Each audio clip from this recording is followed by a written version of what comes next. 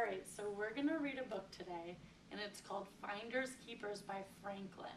Who knows Franklin the Turtle? Raise your hand. You all know Franklin the Turtle? All right, so this book is about him. Blah, blah, blah. Essentially, Franklin is in the forest with his friends and finds a camera, and he doesn't know what to do with it. He has a decision he needs to make, and his friend Beaver says finders keepers, so Franklin decides to keep it. His father finds it in his pocket, tells Franklin that wasn't the right decision to make, and they bring it back. They try and find the owner, and they find it. Whatever. The end. All right. So, have any of you ever been in a situation like that? Raise your hand. Ellis, what kind of situation have you been in like that? I found $5 on the sidewalk once. What'd you end up doing with it? I gave it to my mom. That's a good decision. Did you have to think about it? Did you think about keeping it? I did for a second, but then I decided that I would give it to my mom. So. Who agrees that that was a good decision? That is a good decision. All right. So I want you to close your eyes just for a little bit, and you're going to imagine any pet you ever wanted. It could be a turtle. Please don't say it out loud. It could be a small dinosaur. It could be a fox. It could be Franklin the Turtle. All right?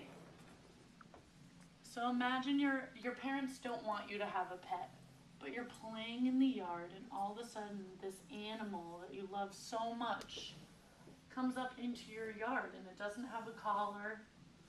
All right? Now open your eyes. You've imagined this.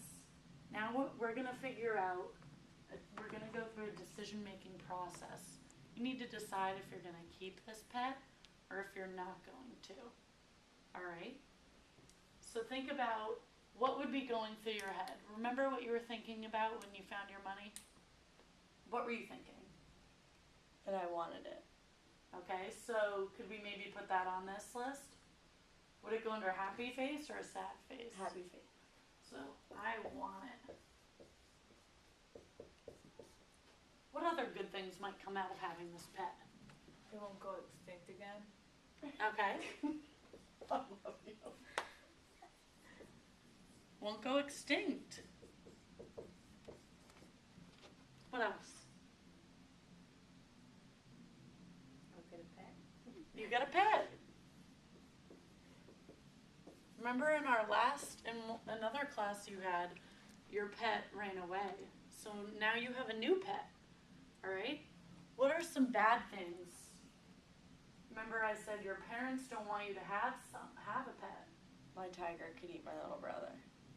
The tiger, so we're just gonna say your pet could hurt someone. True. Could be somebody else's. Yes, it could be someone else's. Franklin's camera.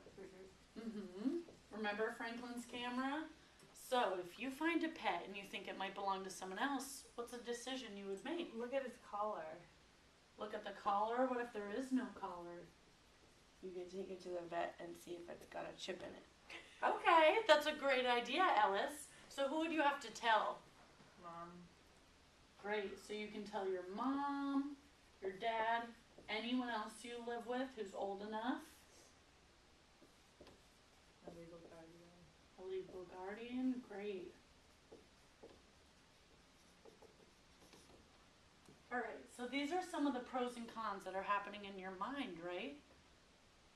Do any of the bad ones outweigh the good? Yeah, you don't want to get hurt. You don't want to get hurt.